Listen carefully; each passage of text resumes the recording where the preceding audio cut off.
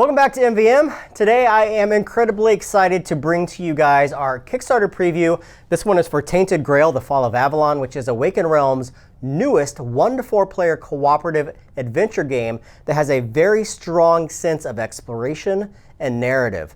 Now the game is based on Arthurian legend. However, this is kind of a Dark Souls look at Arthurian legend because you are visiting a very tainted island that is somewhere between real life and a dreamlike state. Now, I'm not going to go over everything in the game because I don't want to spoil too much. However, I'm going to give you a basic overview of why I'm so excited about this game and what it's going to deliver to you as a Kickstarter backer.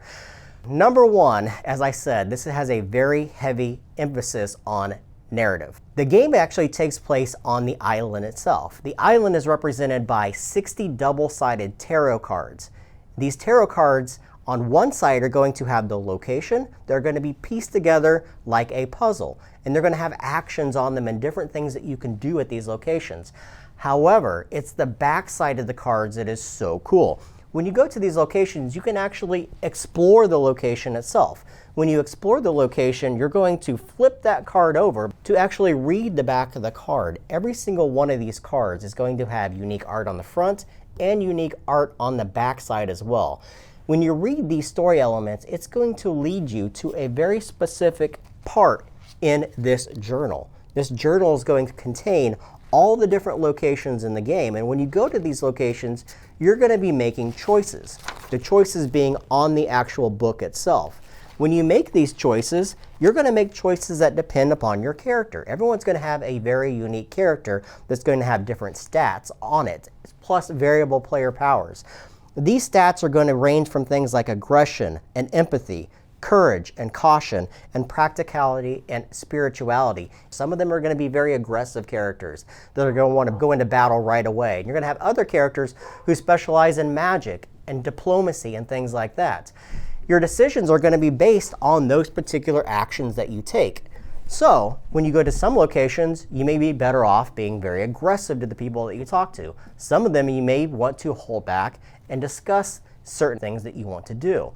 This is a very cool aspect of the game because depending upon your choices in the game, it's going to have long-lasting effects. What you do in one chapter is going to affect you maybe 10 chapters down the line.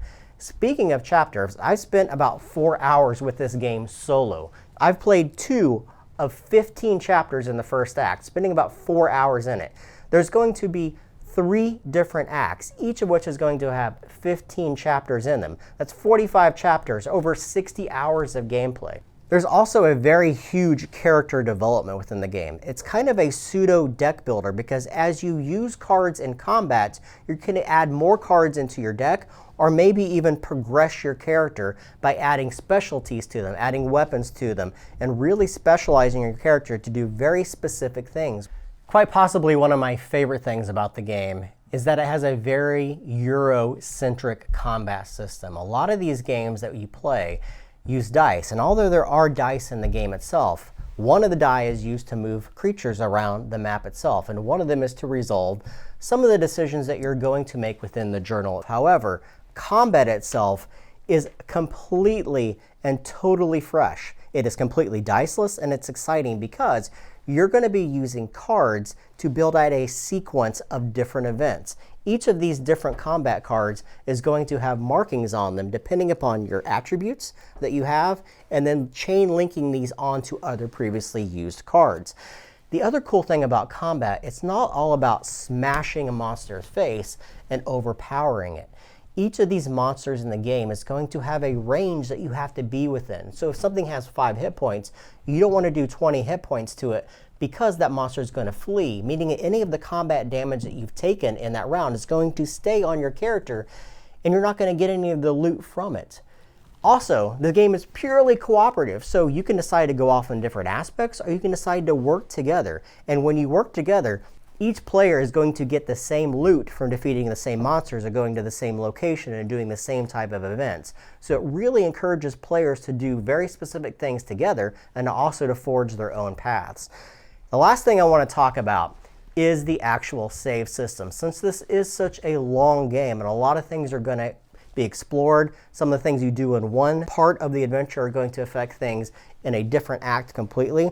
Each player is going to have a save sheet, and on this save sheet is a lot of different statistics that are going to track some of the things that you've uncovered through the course of the game. So for instance, say you go to some strange location and you become tainted. You may check off a little box that says tainted, meaning that later on in the adventure, if you have that particular keyword on your character, something else is going to happen to you within the game. Now, there's a lot of things I'm not going to spoil, especially about what's going on within the game. Just know that it is based around true Arthurian legend, so you're going to meet some of those characters that you've heard about in the past. You're going to go to locations like Camelot. You're going to talk about the Knights of the Round Table. You're going to talk about the Sword and the Stone, a lot of those things, but it's going to have a very Dark Souls aspect to it. I love this game. Having only played 2 of the possible 45 different acts, there's a lot of gameplay that's going to be in here. Plus, the artwork is fantastic. That is Tainted Grail, The Fall of Avalon. Please go check it out on the Kickstarter page. If you guys like narrative games, if you guys like exploration games, this is something you really, really need to back. Make sure you guys comment below, subscribe to us, follow us on Twitter, like us on Facebook, and everything else that we do. And I will catch you guys next time.